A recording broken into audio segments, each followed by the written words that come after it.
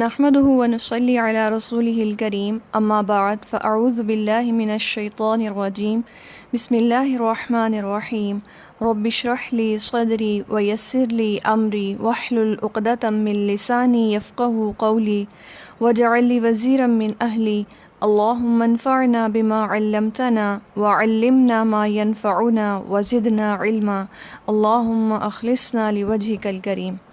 السلام علیکم ورحمۃ اللہ وبرکاتہ۔ انما المؤمنون الذين اذا ذكر الله وجلت قلوبهم واذا تليت عليهم آياته زادتهم ايمانا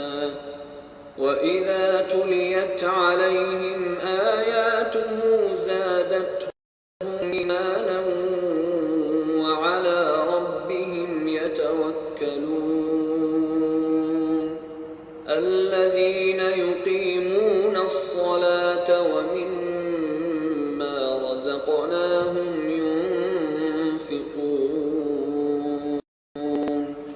أولئك هم المؤمنون حقا لهم درجات عند ربهم ومغفرة ورزق كريم۔ بسم اللہ الرحمن الرحیم۔ بے شک مومن وہ لوگ ہیں جب ان کے سامنے اللہ کا ذکر کیا جاتا ہے تو ان کے دل کانپ اٹھتے ہیں، اور جب اس کی آیات ان پر پڑھی جاتی ہیں تو ان کا ایمان بڑھ جاتا ہے اور وہ اپنے رب پر توکل کرتے ہیں۔ وہ لوگ جو نماز قائم کرتے ہیں اور جو رزق ہم نے ان کو دیا اس میں سے خرچ کرنے والے ہیں، یہی لوگ سچے مومن ہیں۔ ان کے لیے ان کے رب کے ہاں درجات اور بخشش ہے اور عزت والا رزق۔ قرآن مجید کے حقوق کے بارے میں ہم پڑھ رہے تھے اور آج ہم اس کا 5واں حق پڑھیں گے۔ قرآن کے ہم پر 5 حقوق ہیں جو کہ درج ذیل ہیں: حق التلاوتی، حق الحفظ، حق التدبر، حق العمل، حق التبلیغ۔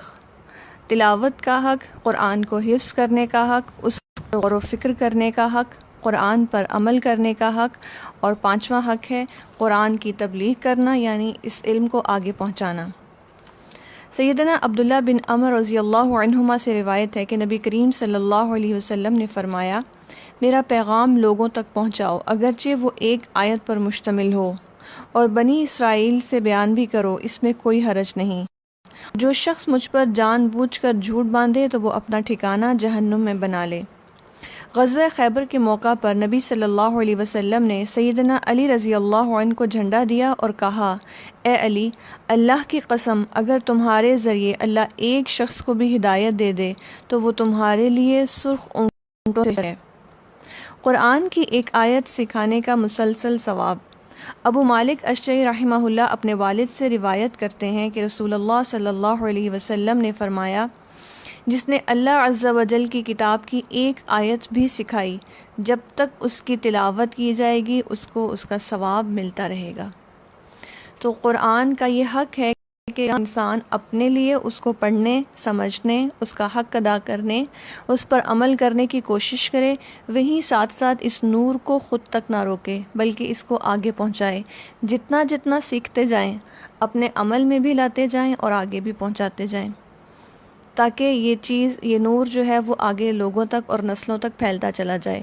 اور نبی صلی اللہ علیہ وسلم سے صحابہ کرام نے جس کمال درجے پر سیکھا اور آگے پہنچایا، اور ان کے بعد کے دور میں تابعین، تبع تابعین، سلف صالحین، یہ ان کی زندگیوں میں کی گئی محنتیں تھیں جس کی بنیاد پر دین ہم تک پہنچ سکا۔ تو اللہ سبحانہ و تعالی ہمیں بھی اس چیز کی توفیق عطا فرمائے۔ اسی طرح آپ صلی اللہ علیہ وسلم کی ایک حدیث سے ہمیں معلوم ہوتا ہے کہ 3 چیزیں انسان کے لیے مرنے کے بعد بھی کام آتی ہیں۔ جب انسان مر جاتا ہے تو اس کا نامہ اعمال بند کر دیا جاتا ہے، لیکن 3 چیزیں ایسی ہیں جو مرنے کے بعد بھی اس کو فائدہ دیتی ہیں، جن میں سے ایک علم نافع ہے، اور علم نافع میں سے سب سے بہترین علم قرآن مجید کا علم ہے، جو انسان کسی کو سکھا جائے تو جب تک وہ شخص اس پر عمل کرے گا، اس آیت کو پڑھے گا، اس حکم پر عمل کرے گا، سکھانے والے کو اس کا ثواب برابر ملتا رہے گا۔ اور انسان بسا اوقات کوئی نیکی کر کے خود بھول جاتا ہے، لیکن اللہ سبحانہ و تعالیٰ بھولنے والا نہیں، اللہ اس کے ایک ایک عمل کا حساب کرنے والا ہے۔ جیسا کہ قرآن مجید میں آتا ہے کہ انسان نے اگر ذرہ برابر بھی کوئی نیکی کی ہوگی تو قیامت کے دن اللہ سبحانہ و تعالیٰ اسے بھی سامنے لے آئیں گے۔ اللہ ہمیں اس چیز کی توفیق عطا فرمائے کہ ہم نہ صرف قرآن سیکھیں، اس پر عمل کریں، بلکہ اس کو آگے پہنچانے میں بھی اپنا حصہ ادا کریں۔ آج ہم ابتدا کریں گے سورۃ الطارق سے انشاءاللہ۔ سورۃ الطارق مکی سورت ہے، تلاوت کے ساتھ ابتدا کرتے ہیں۔ الرحمن الرحیم والسماء والطارق وما أدراك ما الطارق النجم الثاقب إن كل نفس لما عليها حافظ فلينظر الإنسان مما خلق من ماء دافق يخرج من بين الصلب والترائب إنه على رجعه لقادر يوم تبلى السرائر فما له من قوة ولا ناصر۔ بسم اللہ الرحمن الرحیم۔ قسم ہے آسمان کی اور رات کو نمودار ہونے والے کی، اور تم کیا جانو کہ وہ رات کو نمودار ہونے والا کیا ہے؟ چمکتا ہوا تارا۔ کوئی جان ایسی نہیں جس کے اوپر کوئی نگران نہ ہو۔ پھر ذرا انسان یہی دیکھ لے کہ وہ کس چیز سے پیدا کیا گیا ہے۔ ان کل نفس لما علیہا حافظ۔ اللہ سبحانہ تعالیٰ نے قسم کھانے کے اس چیز کی طرف خاص طور پر فوکس کیا، وہ یہ کہ ہر انسان کے اوپر کوئی نگہبان ہے، اور اس نگہبانی میں سب سے پہلے تو اللہ سبحانہ وتعالیٰ کی اپنی ذات، کہ اللہ تعالیٰ ہر انسان کے ایک ایک لمحے کی نقل و حرکت کو دیکھنے والا ہے، اس کے ایک ایک عمل کا حساب، اس کا علم اللہ سبحانہ وتعالیٰ کو ہے۔ اور پھر اسی طرح ہم سب کے ساتھ نگران فرشتے مقرر کیے گئے ہیں جنہیں کرامن کاتبین کہا جاتا ہے، جو ہر لمحے ہمارے ایک ایک عمل کو لکھ رہے ہیں۔ ایک ایک چیز قرآن مجید میں آتا ہے کہ کوئی لفظ بھی ان کے منہ سے فرشتے اسے نوٹ کر لیتے ہیں۔ تو کوئی ایسا عمل نہیں کہ جو انسان سمجھے کہ اس نے کیا اور وہ اللہ سبحانہ و تعالیٰ سے چھپ گیا یا فرشتے اس کو نہ لکھ پائے ہوں۔ اور پھر کہا کہ انسان کو چاہیے کہ وہ دیکھے وہ کس چیز سے پیدا کیا گیا، اس کو تخلیق کی طرف اشارہ کیا۔ ایک اچھلنے والے پانی سے پیدا کیا گیا جو پیٹھ اور سینے کی ہڈیوں کے درمیان سے نکلتا ہے، یقیناً اللہ اسے دوبارہ پیدا کرنے پر بھی قادر ہے۔ انسان کو اس کی حقیقت یاد دلائی گئی کہ وہ کس چیز سے پیدا کیا۔ نہ ہونے سے انسان کا وجود اللہ سبحانہ و تعالیٰ ہونے پر لے کر آیا، اور ایک نطفے سے اس کی پیدائش، ایک نطفے سے پورے انسان کا بن جانا ایک بہت اللہ سبحانہ و تعالیٰ کی حیرت انگیز تخلیق ہے۔ اگر انسان اس پر غور کرے اور اس مرحلے کے ایک ایک سٹیپ کو دیکھے تو انسان حیرت سے دنگ رہ جائے کہ اللہ سبحانہ و تعالیٰ کی یہ کیسی تخلیق ہے، اور اسے اللہ کی معرفت ہو۔ اور جو رب یوں پیدا کر نہ ہونے سے ہونے کو کر سکتا ہے، تو وہی رب انسان کو دوبارہ کیوں نہیں پیدا کر سکتا؟ در حقیقت انسان کا وجود ہی اس بات کی گواہی ہے کہ انسان کو اللہ سبحانہ و تعالیٰ دوبارہ بھی پیدا کرنے پر قادر ہے۔ پھر فرمایا انہ علی رجعہ لقادر، وہ یقیناً اسے دوبارہ پیدا کرنے پر قادر ہے۔ جس روز پوشیدہ اسرار کی جانچ پڑتال کی جائے گی۔ کیسا ہے وہ دن؟ قیامت کا دن۔ کیا ہوگا اس دن؟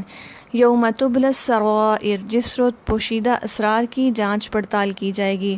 اس وقت انسان کے پاس نہ تو کوئی اپنا زور ہوگا اور نہ ہی اس کی کوئی مدد کرنے والا ہوگا۔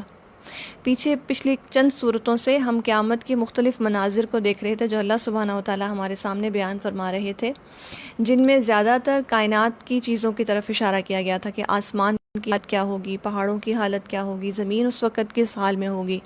یہاں ان مناظر کا ذکر نہیں کیا، لیکن جس چیز کا ذکر کیا جو خاص طور پر انسان سے متعلق ہے کہ جس روز پوشیدہ اسرار کی جانچ پڑتال ہوگی۔ ہر وہ چیز جو انسان نے عمل کیے، چاہے ظاہر تھے یا کھلے، اور خاص طور پر وہ اعمال جو انسان سمجھتا ہے کہ وہ ہر ایک سے چھپ، کہ اس نے فلاں اور فلاں سے چھپا لیے، قیامت کے دن اللہ سبحانہ و تعالیٰ ہر چیز کو کھول کر سامنے لے آئیں گے۔ ہم میں سے ہر ایک اگر اپنی زندگی کا جائزہ لے، ہمیں بہت اچھے سے معلوم ہے کہ بہت ساری چیزیں ایسی ہیں، بہت ساری باتیں ایسی ہیں جو ہم سمجھتے ہیں کہ وہ ہمارے دل تک محدود ہیں یا وہ چند لوگوں تک ہیں اور باقی لوگوں سے ہم چھپا گئے۔ کوئی ایسے گناہ جو صرف ہم تک محدود ہوں گے۔ بسا اوقات وہ سوچ کے گناہ ہوتے ہیں۔ انسان جب کسی کے لیے برا سوچتا ہے، برا گمان، جیسے اللہ سبحانہ و تعالیٰ نے کثرت گمان سے بھی منع کیا کہ کچھ گمان بھی گناہ ہوتے ہیں، تو ایسے ہی کچھ ایسے گناہ جو صرف ہمیں ہی معلوم ہوں گے، قیامت کے دن اللہ سبحانہ و تعالیٰ وہ کھول کر سب کے سامنے لے آئیں گے، اور انسان خود اپنے سامنے ان گناہوں کو، ان تمام رازوں کو دیکھے گا، ایسی حالت میں کہ نہ اس کا اپنا کوئی زور ہوگا کہ وہ اس کو چھپا سکے، اور نہ ہی اس کے پاس کوئی مددگار ہوگا جو اس کی مدد کر سکے۔ دنیا میں جب ہم سے کوئی غلطی ہوتی ہے اور انسان کو واقعی اگر اس غلطی کا ادراک ہو، احساس ہو، تو اس قدر وہ اس چیز پر شرمندہ ہوتا ہے کہ وہ اسے کسی کے سامنے کھولنا نہیں چاہتا۔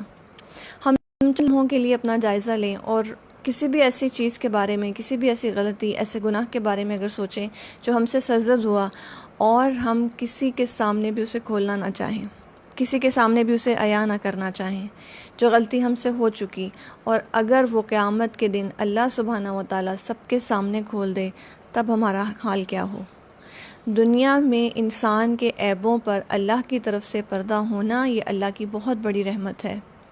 بسا اوقات اگر ہم حقیقت پسندی سے جائزہ لیں، ہمارا دل مختلف حالتوں سے گزرتا ہے۔ بعض اوقات ہم کسی کے لیے کچھ بہت ہی برا بھی سوچ جاتے ہیں، اور اگر وہ ہمارے چہروں پر عیاں ہونے لگے تو لوگ تو شاید پھر ہمیں دیکھنا بھی نہ چاہیں۔ وہ بری سوچ، وہ برا خیال اگر ہماری، اور اللہ سبحانہ و تعالیٰ ان کو ڈھانپے ہوئے رکھتا ہے، یہ اس کی رحمت ہے، لیکن اس کے ساتھ ساتھ انسان کے لیے تنبیہ بھی ہے کہ وہ اپنے آپ کی اصلاح کرے۔ آج جس چیز سے وہ بچ رہا ہے، جن عیبوں پر پردہ ہونے کے سبب اللہ نے اس کو لوگوں کے مابین عزت دے، اللہ سبحانہ و تعالیٰ کھول دے، تو وہ رسوائی تو پوری ہی انسان نو کے سامنے ہوگی۔ جب آدم علیہ السلام سے لے کر قیامت تک کے تمام لوگ موجود ہوں گے، اس وقت کی رسوائی بہت بڑی رسوائی ہے۔ لہٰذا ہم میں سے ہر ایک اپنے آپ کی اصلاح کی سب سے زیادہ کوشش کرے۔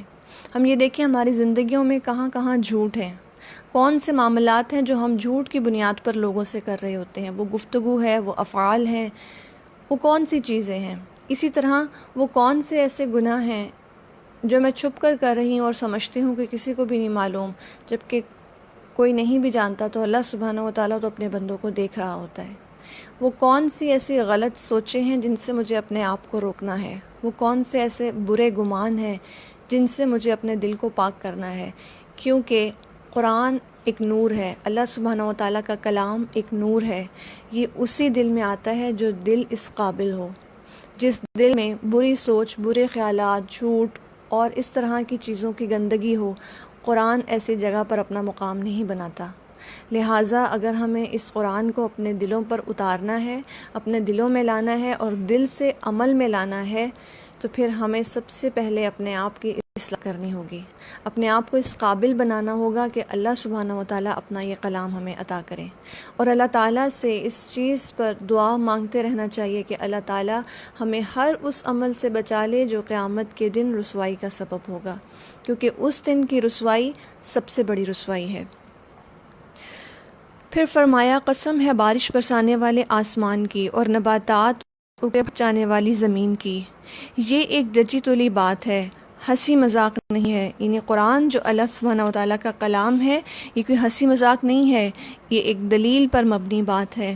یہ لوگ کچھ چالیں چل رہے ہیں اور میں بھی ایک تدبیر کر رہا ہوں، پس چھوڑو اے نبی صلی اللہ علیہ وسلم ان کافروں کو، ایک ذرا کی ذرا ان کے حال پر چھوڑ دو۔